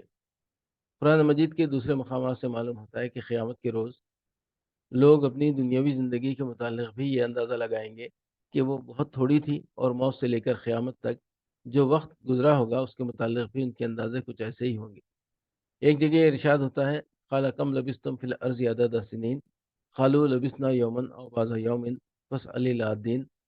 اللہ تعالیٰ پوچھے گا کہ تم زمین میں کتنے سال رہے ہو؟ وہ جواب دیں گے کہ ایک دن یا دن کا ایک حصہ رہے ہوں گے. شمار کرنے والوں سے پوچھ لیجئے. سورہ مومنون آیات 112 113. دوسرے جگہ فرمایا جاتا ہے وَيَوْمَ تَقُومُ السَّاعَةُ يُقْسِمُ الْمُجْرِمُونَ مَا لَبِثُوا غَيْرَ سَاعَةٍ كَذَلِكَ كَانُوا يُؤْفَكُونَ وَقَالَ الَّذِينَ أُوتُوا الْعِلْمَ وَالْإِيمَانَ لَقَدْ لَبِثْتُمْ فِي كِتَابِ اللَّهِ إِلَى يَوْمِ الْبَعْثِ فَهَذَا يَوْمُ الْبَعْثِ وَلَكِنَّكُمْ كُنْتُمْ لَا تَعْلَمُونَ. اور جس روز قیامت قائم ہو جائے گی تو مجرم لوگ قسمیں کھا کھا کر کہیں گے کہ ہم موت کی حالت میں ایک گھڑی بھر سے زیادہ نہیں پڑے رہے ہیں. اسی طرح وہ دنیا میں بھی دھوکے کھاتے رہتے تھے۔ اور جن لوگوں کو علم اور ایمان دیا گیا تھا وہ کہیں گے کہ کتاب اللہ کی روح سے تو تم یوم البعث تک پڑے رہے ہو، اور یہ وہی یوم البعث ہے، مگر تم جانتے نہ تھے۔ سورہ روم آیات 55-56۔ ان مختلف تصریحات سے ثابت ہوتا ہے کہ دنیا کی زندگی اور برزخ کی زندگی دونوں ہوئی کہ وہ بہت خلیل سمجھیں گے۔ دنیا کی زندگی کے متعلق وہ اس لیے یہ باتیں کریں گے کہ اپنی امیدوں کی بالکل خلاف جب انہیں آخرت کی ابدی زندگی میں آنکھیں کھولنی پڑیں گی، اور جب وہ دیکھیں گے کہ یہاں کے لیے وہ کچھ بھی تیاری کر کے نہیں آئے ہیں، تو انتہا درجے کی حسرت کے ساتھ وہ اپنی دنیاوی زندگی کی طرف پلٹ کر دیکھیں گے اور کف افسوس ملیں گے کہ 4 دن کے لطف و مسرت اور فائدہ و لذت کی خاطر ہم نے ہمیشہ کے لیے اپنے پاؤں پر کلہاڑی مار لی۔ موت کے بعد سے قیامت تک کا وقت انہیں اس لیے تھوڑا نظر آئے گا کہ زندگی بعد موت کو وہ دنیا میں غیر ممکن سمجھتے تھے، اور قرآن کے بتائے ہوئے عالم آخرت کا جغرافیہ کبھی سنجیدگی کے ساتھ ان کے ذہن میں اترا ہی نہ تھا۔ یہی تصورات لیے ہوئے دنیا میں احساس و شعور کی آخری ساعت انہوں نے ختم کی تھی۔ اب جو اچانک وہ آنکھیں ملتے ہوئے دوسری زندگی میں بیدار ہوں گے اور دوسرے ہی لمحے اپنے آپ کو ایک بگل یا نرسنگے کی آواز پر مارچ کرتے ہوئے پائیں گے، تو شدید گھبراہٹ کے ساتھ اندازہ لگائیں گے کہ فلاں ہسپتال میں بے ہوش ہونے، یا فلاں جہاز میں ڈوبنے، یا فلاں مقام پر حادثے سے دوچار ہونے کے بعد سے اس وقت تک آخر کتنا وقت لگا ہوگا۔ ان کی کھوپڑی میں اس وقت یہ بات سمائے گی ہی نہیں کہ دنیا میں وہ جاں بحق ہو چکے تھے، اور اب یہ وہی دوسری زندگی ہے جسے ہم بالکل لغو بات کہہ کر ٹھٹوں میں اڑا دیا کرتے تھے۔ اس لیے ان میں سے ہر ایک یہ سمجھے گا کہ یہ شاید میں چند گھنٹے یا چند دن بے ہوش پڑا رہا ہوں، اور اب شاید ایسے وقت مجھے ہوش آیا ہے، یا ایسی جگہ اتفاق سے پہنچ گیا ہوں جہاں کسی بڑے حادثے کی وجہ سے لوگ ایک طرف کو بھاگے جا رہے ہیں۔ بعید نہیں کہ آج کل کے مرنے والے صاحب لوگ سور کی آواز کو کچھ دیر تک ہوائی حملے کا سائرن ہی سمجھتے رہیں۔ آخرت میں لوگ اپنی دنیاوی زندگی کا اندازہ بہت کم لگائیں گے۔ تفہیم القرآن جلد سوم صفحہ 302۔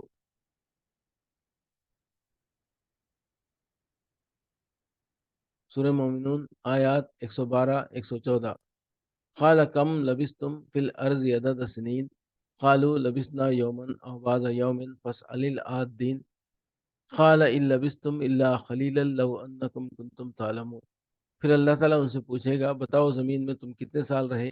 وہ کہیں گے ایک دن یا دن کا بھی کچھ حصہ وہاں ہم ٹھہرے ہیں، شمار کرنے والوں سے پوچھ لیجئے۔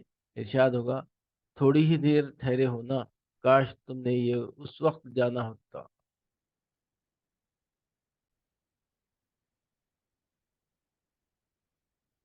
کاش تم نے یہ اس وقت جانا ہوتا۔ سورہ مومنون حاشیہ نمبر 101۔ یعنی دنیا میں ہمارے نبی تم کو بتاتے رہے کہ یہ دنیا کی زندگی محض امتحان کی چند گنی چنی ساعتیں ہیں، انہی کو اصل زندگی اور بس ایک ہی زندگی نہ سمجھ بیٹھو۔ اصل زندگی آخرت کی زندگی ہے جہاں تمہیں ہمیشہ رہنا ہے۔ یہاں کے وقتی فائدوں اور عارضی لذتوں کی خاطر وہ کام نہ کرو جو آخرت کی ابدی زندگی میں تمہارے مستقبل کو برباد کر دینے والے ہوں۔ مگر اس وقت تم نے ان کی بات سن کر نہ دی، تم اس عالم آخرت کا انکار کرتے رہے، تم نے زندگی بعد موت کو ایک من گھڑت افسانہ سمجھا، تم اپنے اس خیال پر مصر رہے کہ جینا اور مرنا جو کچھ ہے بس اسی دنیا میں ہے، اور جو کچھ مزے لوٹنے ہیں یہیں لوٹ لینے چاہیے، اب پچھتانے سے کیا ہوتا ہے۔ ہوش آنے کا وقت تو وہ تھا جب تم دنیا کی چند روزہ زندگی کے لطف پر یہاں کی ابدی زندگی کے فائدوں کو قربان کر رہے تھے۔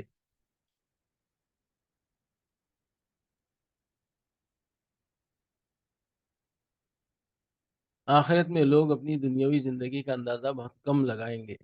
تفہیم القرآن جلد سوم 766۔ سورہ روم آیت 55-56۔ وَيَوْمَ تَقُومُ السَّاعَةُ يُقْسِمُ الْمُجْرِمُونَ مَا لَبِثُوا غَيْرَ سَاعَةٍ كَذَلِكَ يُؤْفَكُونَ وَقَالَ الَّذِينَ أُوتُوا الْعِلْمَ وَالْإِيمَانَ لَقَدْ لَبِثْتُمْ فِي كِتَابِ اللَّهِ إِلَى يَوْمِ الْبَعْثِ فَهَذَا يَوْمُ الْبَعْثِ وَلَكِنَّكُمْ كُنْتُمْ لَا تعلمون۔ اور جب وہ ساعت برپا ہوگی تو مجرم قسمیں کھا کھا کر کہیں گے کہ ہم ایک گھڑی بھر سے زیادہ نہیں ٹھہرے ہیں۔ اسی طرح وہ دنیا کی زندگی میں دھوکہ کھایا کرتے تھے، مگر جو علم اور ایمان سے بہرامند کیے گئے تھے وہ کہیں گے کہ خدا کے نوشتے میں تو تم روز حشر تک پڑے رہے ہو، سو یہ وہی روز حشر ہے لیکن تم جانتے نہ تھے۔ ہم ایک گھڑی بھر سے زیادہ نہیں ٹھہرے ہیں۔ سورہ روم حاشیہ نمبر 81۔ یعنی مرنے کے وقت سے قیامت کی اس گھڑی تک ان دونوں ساعتوں کے درمیان چاہے 10-20 ہزار برس ہی گزر چکے ہوں، مگر وہ یہ محسوس کریں گے کہ چند گھنٹے پہلے ہم سوئے تھے اور اب اچانک ایک حادثے نے ہمیں جگا اٹھایا ہے۔ اسی طرح وہ دنیا کی زندگی میں دھوکہ کھایا کرتے تھے، یعنی ایسے ہی غلط اندازے یہ لوگ دنیا میں بھی لگاتے ہیں۔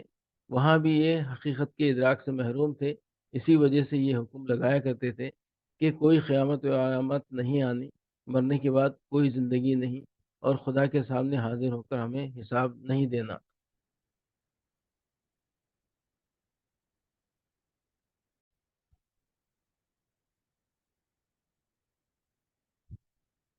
بسم اللہ الرحمن الرحیم۔ آخرت میں اللہ تعالیٰ بتا دے گا کہ لوگ دنیا میں کیا کر کے آئے ہیں۔ فہرست موضوعات تفہیم القرآن جلد سوم، صفحہ 374، سورہ نور آیت 24۔ یوم تشہد علیہم السنتہم وایدیہم وارجلہم بما کانوا یعملون۔ وہ اس دن کو بھول نہ جائیں جبکہ ان کی اپنی زبانیں اور ان کے اپنے ہاتھ پاؤں ان کے کرتوتوں کی گواہی دیں گے۔ تشریح کے لیے ملاحظہ ہو تفہیم القرآن جلد 4، سورہ یاسین، حاشیہ 55، حامیم سجدہ، حاشیہ 25۔ آخرت میں اللہ بتا دے گا کہ لوگ دنیا میں کیا کر کے آئے ہیں۔ فہرست موضوعات تفہیم القرآن جلد سوم، آخرت، صفحہ 427، سورہ نور آیت 64۔ الا ان للہ ما فی السماوات والارض قد یعلم ما انتم علیہ وَيَوْمَ يُرْجَعُونَ إِلَيْهِ فَيُنَبِّئُهُم بِمَا عَمِلُوا وَاللَّهُ بِكُلِّ شَيْءٍ عَلِيمٌ۔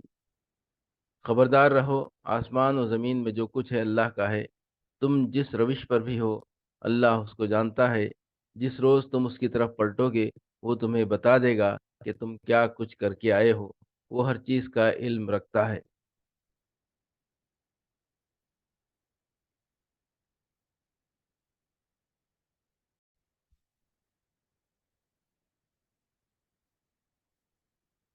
بسم اللہ الرحمن الرحیم۔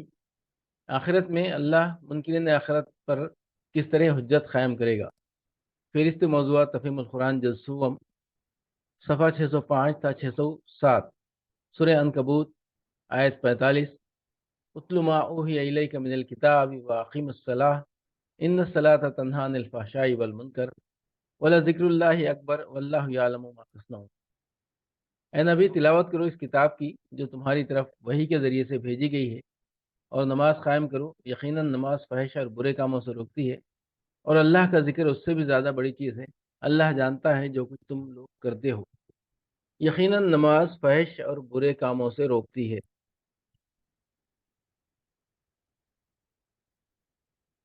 یہ نماز کے بہت سے اوصاف میں سے ایک اہم وصف ہے جسے موقع و محل کی مناسبت سے یہاں نمایاں کر کے پیش کیا گیا ہے۔ مکے کے اس ماحول میں جن شدید مزاحمتوں سے مسلمانوں کو سابقہ درپیش تھا، ان کا مقابلہ کرنے کے لیے انہیں مادی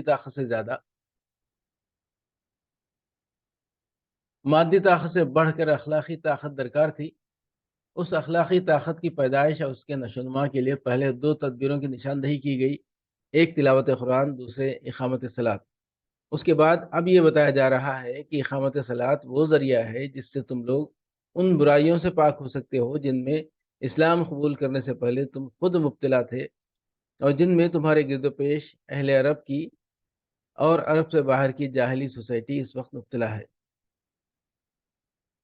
غور کیا جائے تو یہ بات بآسانی سمجھ میں آ سکتی ہے کہ اس موقع پر نماز کے اس خاص فائدے کا ذکر کیوں کیا گیا ہے۔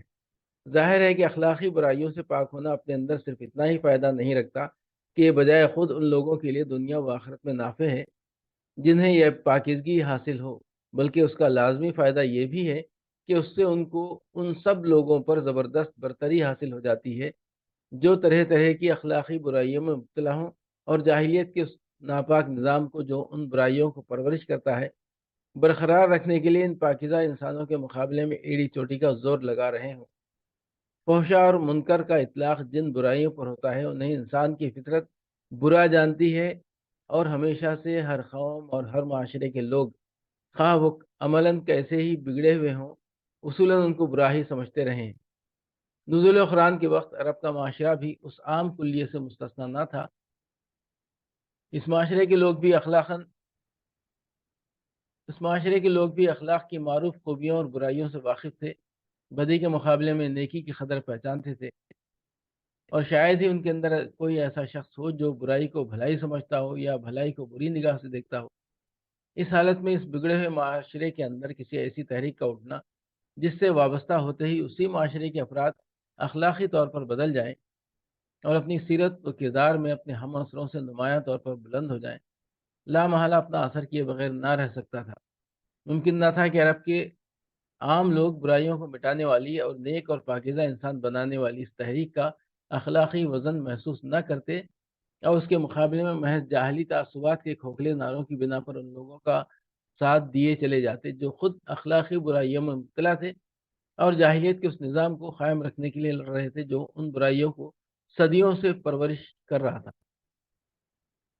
یہی وجہ ہے کہ قرآن نے اس موقع پر مسلمانوں کو مادی وسائل اور طاقتیں فراہم کرنے کے بجائے نماز قائم کرنے کی تلقین کی، تاکہ یہ مٹھی بھر انسان اخلاق کی وہ طاقت اپنے اندر پیدا کر لیں جو لوگوں کے دل جیت لے اور تیر و تفنگ کے بغیر دشمنوں کو شکست دے دے۔ نماز کی یہ خوبی جو اس آیت میں بیان کی گئی ہے اس کے دو پہلو ہیں۔ ایک اس کا وصف لازم ہے، یعنی یہ کہ وہ فحشاء اور منکر سے روکتی ہے، اور دوسرا اس کا وصف مطلوب، یعنی یہ کہ اس کا پڑھنے والا واقعی فحشاء اور منکر سے رک جائے۔ جہاں تک روکنے کا تعلق ہے، نماز لازماً یہ کام کرتی ہے۔ جو شخص بھی نماز کی نوعیت پر ذرا سا غور کرے گا وہ تسلیم کرے گا کہ انسان کو برائیوں سے روکنے کے لیے جتنے بریک بھی لگانے ممکن ہیں، ان میں سب سے زیادہ کارگر بریک نماز ہی ہو سکتی ہے۔ آخر اس سے بڑھ کر مؤثر معنی اور کیا ہو سکتا ہے کہ آدمی کو ہر روز دن میں 5 وقت خدا کی یاد کے لیے بلایا جائے اور اس کے ذہن میں یہ بات تازہ کی جائے کہ تو اس دنیا میں آزاد و خود مختار نہیں ہے بلکہ خدا کا بندہ ہے، اور تیرا خدا وہ ہے جو تیرے کھلے اور چھپے تمام اعمال سے حتیٰ کہ تیرے دل کے ارادوں اور نیتوں تک سے واقف ہے، اور ایک وقت ضرور ایسا آنا ہے جب تجھے اس خدا کے سامنے پیش ہو کر اپنے اعمال کی جواب دہی کرنی ہوگی۔ پھر اس یاد دہانی پر بھی اکتفا نہ کی جائے بلکہ آدمی کو عملاً ہر نماز کے وقت اس بات کی مشق کرائی جاتی رہے کہ وہ چھپ کر بھی اپنے خدا کے کسی حکم کی خلاف ورزی نہ کرے۔ نماز کے لیے اٹھنے کے وقت سے لے کر نماز ختم کرنے تک مسلسل آدمی کو وہ کام کرنے پڑتے ہیں جن میں اس کے اور خدا کے سوا کوئی تیسری ہستی یہ جاننے والی نہیں ہو سکتی کہ اس شخص نے خدا کے قانون کی پابندی کی ہے یا اسے توڑ دیا ہے۔ مثلا اگر آدمی کا وضو ساخت ہو چکا ہو اور وہ نماز پڑھنے کھڑا ہو جائے تو اس کے اور خدا کے سوا آخر کسے معلوم ہو سکتا ہے کہ وہ وضو سے نہیں ہے؟ اگر آدمی نماز کی نیت ہی نہ کرے اور بظاہر رکوع و سجود اور قیام و قعود کرتے ہوئے اذکار نماز پڑھنے کے بجائے خاموشی کے ساتھ غزلیں پڑھتا رہے تو اس کے اور خدا کے سوا کس پر یہ راز فاش ہو سکتا ہے کہ اس نے دراصل نماز نہیں پڑھی ہے؟ اس کے باوجود جب آدمی جسم اور لباس کی طہارت سے لے کر نماز کے ارکان اور اذکار تک قانون خداوندی کی تمام شرائط کے مطابق ہر روز 5 وقت نماز ادا کرتا ہے، تو اس کے معنی یہ ہے کہ اس نماز کے ذریعے سے روزانہ کئی بار اس کے ضمیر میں زندگی پیدا کی جا رہی ہے، اس میں ذمہ داری کا احساس بیدار کیا جا رہا ہے، اسے فرض شناس انسان بنایا جا رہا ہے، اور اس کو عملاً اس بات کی مشق کرائی جا رہی ہے کہ وہ خود اپنے جذبہ اطاعت کے زیر اثر خفیہ اور علانیہ ہر حال میں اس قانون کی پابندی کرے جس پر وہ ایمان لایا ہے، خواہ خارج میں اس سے پابندی کرانے والی کوئی طاقت موجود ہو یا نہ ہو، اور خواہ دنیا کے لوگوں کو اس کے عمل کا حال معلوم ہو یا نہ ہو۔ اس لحاظ سے دیکھا جائے تو یہ ماننے کے سوا چارہ نہیں کہ نماز صرف یہی نہیں کہ آدمی کو فحشاء و منکر سے روکتی ہے، بلکہ در حقیقت دنیا میں کوئی دوسرا طریقہ تربیت ایسا نہیں ہے جو انسان کو برائیوں سے روکنے کے معاملے میں اس درجے مؤثر ہو۔ اب رہا یہ سوال کہ آدمی نماز کی پابندی اختیار کرنے کے بعد بھی عملاً برائیوں سے رکتا ہے یا نہیں، تو اس کا انحصار خود اس آدمی پر ہے جو اصلاح نفس کی یہ تربیت لے رہا ہو، وہ اس سے فائدہ اٹھانے کی نیت رکھتا ہو اور اس کی کوشش کرے تو نماز کے اصلاحی اثرات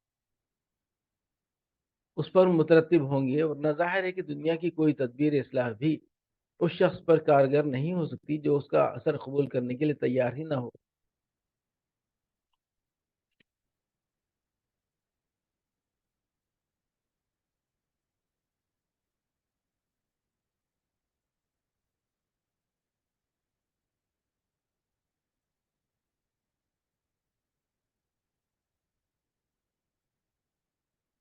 یا جان بوجھ کر اس کی تاثیر کو دفع کرتا رہے۔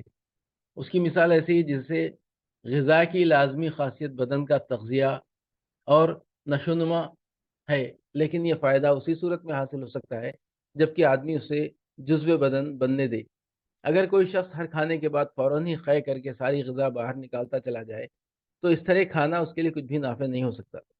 جس طرح ایسے شخص کی نظیر سامنے لا کر آپ یہ نہیں کہہ سکتے کہ غذا موجب تغذیہ بدن نہیں ہے کیونکہ فلاں شخص کھانا کھانے کے باوجود سوکھتا چلا جا رہا ہے، اسی طرح بد عمل نمازی کی مثال پیش کر کے آپ یہ نہیں کہہ سکتے کہ نماز برائیوں سے روکنے والی نہیں ہے کیونکہ فلاں شخص نماز پڑھنے کے باوجود بد عمل ہے۔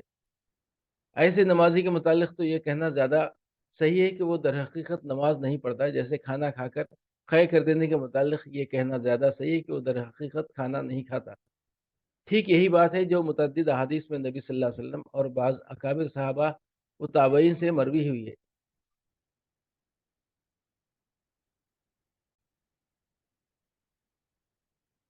عمران بن حسین کی روایت ہے کہ حضور صلی اللہ علیہ وسلم نے فرمایا، من لم تنہا صلاتہ عن الفحشاء والمنکر فلا صلاۃ لہ، جسے اس کی نماز نے فحش اور برے کاموں سے نہ روکا اس کی نماز نہیں ہے۔ ابن ابی حاتم۔ ابن عباس حضور صلی اللہ علیہ وسلم کا یہ ارشاد نقل کرتے ہیں، من لم تنہا صلاتہ عن الفحشاء والمنکر لم یزدد بها من اللہ الا بعدا، جس کی نماز نے اسے فحش اور برے کاموں سے نہ روکا اس کو اس کی نماز نے اللہ سے اور زیادہ دور کر دیا۔ ابن ابی حاتم طبرانی۔ یہی مضمون جناب حسن بصری رحمۃ اللہ علیہ نے بھی حضور صلی اللہ علیہ وسلم سے مرسلاً روایت کیا ہے۔ ابن جریر بیہقی۔ ابن مسعود رضی اللہ عنہ سے حضور صلی اللہ علیہ وسلم کا یہ ارشاد مروی ہے، لا صلاۃ لمن لم یطیع الصلاۃ وطاعت الصلاۃ ان تنہا عن الفحشاء والمنکر، اس شخص کی کوئی نماز نہیں ہے جس نے نماز کی اطاعت نہ کی، اور نماز کی اطاعت یہ ہے کہ آدمی فحشاء و منکر سے رک جائے۔